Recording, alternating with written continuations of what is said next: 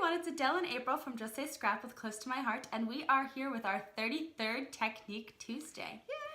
So we are super excited to get to this week's technique. We are going to be using our watercolor paints. So a lot of people don't know how to use the watercolor paints, but it's this fun, pretty little palette that we've got here.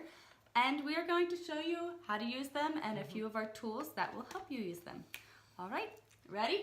I'm ready. Here we go. So what we have here is we have our watercolor palette, as you can see. My mom has labeled it 1 to 26 because those are all the different colors. And sorry if the light is a little bit on this part. But as you can tell, what we do is we use this and then we actually use the clear part as a dipping pocket, I guess you can say. Just in case we have too much, or even if we just want a little bit, we'll actually take out of here instead of on the actual paint itself. Yes, and you can use those as a blending area too if you want to mix two colors together. So before we start, we just wanted to show our water paint brushes. We also have these paint brushes as well. We've actually used these. We have a cooking set of these. So we actually use these to paint icing on cookies, which is fun. Fun fact. But these are our water brushes, and we have a thin tip, as you can see. It's a little discolored, but honestly, when you use this on white, it's going to show up clear, just because it's been used with paint. We have that one. We have a medium round, as you can see. And then we also have the medium flat, which you can see the difference. So we will show you the three differences between those, and we will also be using some of our stamps to show you how to color them in. So because it is the last Tuesday of April, we will be having, like we said, our Throw It Together Thursday on Thursday. But that also means, because it's the end of April, this is the last few days of our Seasonal Expressions 1 campaign. So as of April 30th at 11:59 p.m., all of this campaign stuff is going to be disappearing, including this cute little stamp that we are using. You can see right there. Unfortunately, the thin cuts are already sold out, but this stamp, it's very easy to cut out and it's super, super cute. So you don't even honestly need to use the thin cuts for this one. So we're gonna show you different ways that you can use it for watercolors. All right, so we are also going to be displaying the difference between our watercolor paper and our white daisy paper, and showing you how the watercolor paper, if you can see I've painted on this one before, the watercolor paper actually holds better when you use water or paints or anything like that on it. Right, So. it doesn't warp as much. So, random fact, but the Memento ink is not like our other inks. It actually sits on bottom, so when you store this, you want to store it upside down.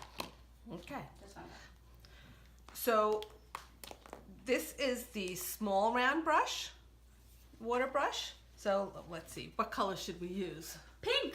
Pink, okay, I shouldn't have asked her. I knew that was gonna happen, which is fine. We'll just use all different shades of pink.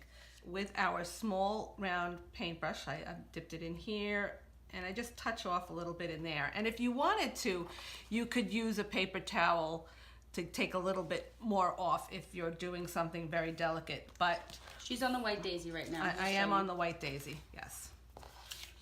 So I'm just gonna make a stroke, but you could see that this is a very fine detail. You would, when you have your water in there, you just, if you want to just squeeze it a little bit to wet your brush, and you could do detail work. And then to clean your brushes, this is why we also have this here. You just squeeze it because it has that water, and you'll see the water. Ooh, I splashed it too much. But once you keep squeezing, you will eventually get a clean brush. I put a lot of paint on there, so. But see, there you now go. it's clear. And you can fill these things. We don't fill them that much, but you can fill the whole entire thing if you're doing a lot of painting. Right, and this one I'm just going to touch off because it was the brush was very dry. And this one, I guess I will use the lighter pink. So this is the medium round. Yes. This was the small round. We do not have a small flat because it is so small. It's just detail work. But this is the medium round. And you could see, I put a little bit too much water on that, but this is a thicker stroke than the other one. So we're just going to do the A again. And as April said before, we're going to clean it off by just squeezing gently and getting the water, and you see how that comes clean. Now with the medium flat brush, this is great for backgrounds. So I'm just gonna squeeze that, yep. Great. So I'm gonna wet this up, paint it up. That's such a pretty color. It is a pretty color. And like I said before, you can use this to do backgrounds, and it's just really neat. You can just. And what's really nice about our watercolors is you saw that one spot was darker, so if you have, I should squeeze it a little to get some paint on there. You can get the darker spot, as you can see, and then let's say you wanted this lighter, you can keep going, or you squeeze a little bit more water, and you see how it actually just took that off there? Right, for that ombre effect. Mm-hmm. And you can keep playing with it, but that's just one fun thing. All right, so now we're going to show you how to use these with some stamps. All right. And if you can see, this is actually kind of starting to warp on us a little. We're going to be using the watercolor paper to show you how to do it on the stamps, just to show you that that's not going to happen. Okay, so now that we are on the stamping side of our Versamat, we can do some stamping. I'm going to take our mitt, which is really cute, and I'm just going to stamp it up here.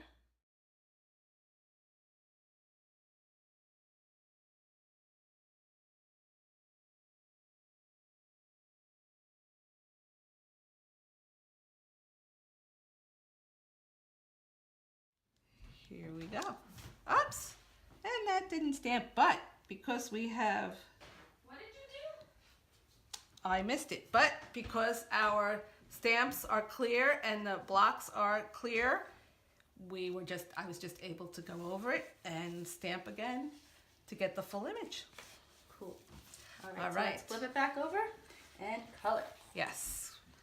And now we're going to the working side of our Versamat. And thank you, Teresa, for this suggestion for our Technique Tuesday. We love taking suggestions from people, so thank you for this one. And if anybody else has some more suggestions for some Technique Tuesdays in the future, let us know. Next month, we will be focusing on flip flaps, so be prepared for that. But if you guys want any other techniques, let us know and we'll do them. Okay, so what colors should we make the mitt? I like the pink. Do purple. You like purple. Do those two. Do these two. Here, Okay. we'll move it on here so you can see the color patterns. Thank you. So this I'm using the small round brush, and I'm just putting in one of the purples. So here we go. I'm just gonna dab this off a little bit, and you could do it for any pattern, and this actually is very good. Like I said, it's detailed, so I'm going to show you something that I think might come in handy. You could actually use your small round brush to do the outlines, and then use the medium round brush to do the fill-in. I mean, you can use the small round brush to do the whole thing, but this works well too, because it gets a larger area. And as you can see, it was a little lighter on the outside, so then she could just go back over it with the small round to fill in to get that same color. Mm-hmm. It's all a playing game. Right, and you may want it, I had lighter or darker, yes. So if you want it lighter or darker, you can add more water, or you can add more paint if you want it darker. I'm just playing. She's playing. She likes to play. See how as she goes along, the color gets lighter. And I'm only putting it on the center because now we're going to go back with the small round and do those outside edges. All right. I also like the fade of the mitt because it makes it look like an actual oven mitt. Mm-hmm. Because oven mitts do wear over time.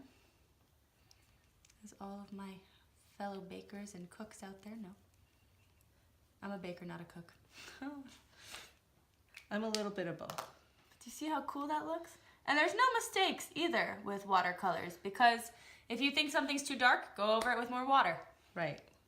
Super, super easy fix. You can also tap off on it. You could, if it's still wet, you can use your paper towel or whatever you have there to blot it, and it will lighten up.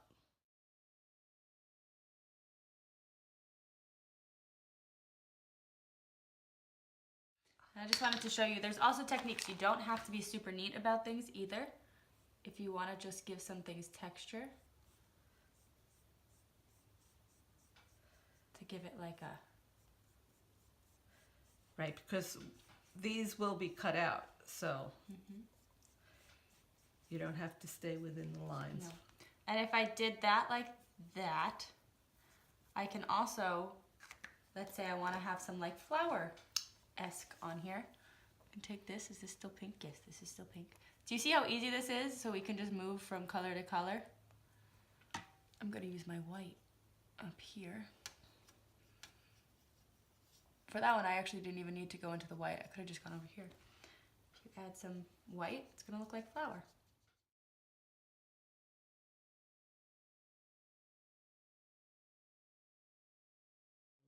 You can see I put a little bit too much water on this one. So we will show you how you can actually dab that off. Just blot it. And there. Yay.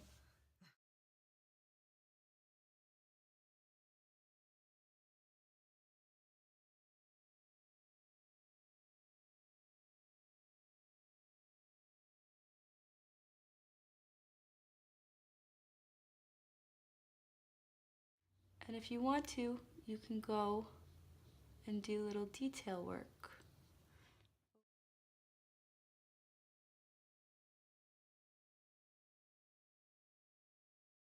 Okay. That is our fun with watercolors. And see, you can see now that this is dry, I can put a little bit more flour on it in some spots. Or if I think it's too much white, I could have just gone over it with some water and kind of faded that white in more. So This poor little grate feels left out. We haven't done anything with him. brown, brown, brown, brown, brown. Not brown. Gray, That's gray, gray. I don't know what I'm saying. It's okay. Whoops. Didn't do it. No, he's great. That's right. Perfect. Sweet. And that is our watercoloring. And just to show you, when you pick it up, It's a lot more Yes. solid and not as saturated as the white daisy. right, because this is the white daisy and it curled up a bit. And this may be a little bit, Especially because I did it right there. I Right. put a lot of water on it. but it doesn't curl up as much. And that is our technique. Thank you for watching Technique Tuesday. We hope you enjoy, and make sure that you tell all your friends, tell everybody to subscribe. If you're not subscribed already, please subscribe now. Thank you to all of our new followers out there, like we said, and thank you, Teresa, for the Suggestion? the great suggestion. The great suggestion, yes. And don't forget that Seasonal Expressions 1 is ending on April 30th. So if you have any products that you really have to have from this campaign, you have to get them now because they'll be gone. Yep, and our Throw It Together Thursday is on Thursday. So make sure you stay tuned for that one. All right, I guess that's today's Technique Tuesday. Yeah. We'll see you next week. Bye. Oh no, we'll see you Thursday. Thursday. We'll see you Thursday. Bye. Bye.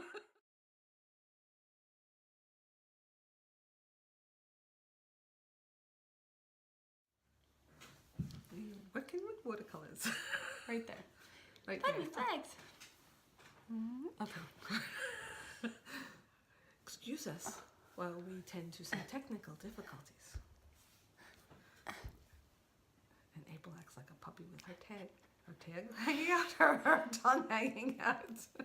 Oh, you're right. 33. How do you know this all the time? I don't know, it just popped into my head. Okay. Because it's fun with flags. Oh, no, it's... Technique Tuesday. We are here with our 33rd Technique Tuesday. Yay, double So- digits. We are super excited. What? We were in double digits for a long time, but it's a 3-3. So we are super excited. Thank you to all of our new subscribers. We hope you are having fun enjoying our...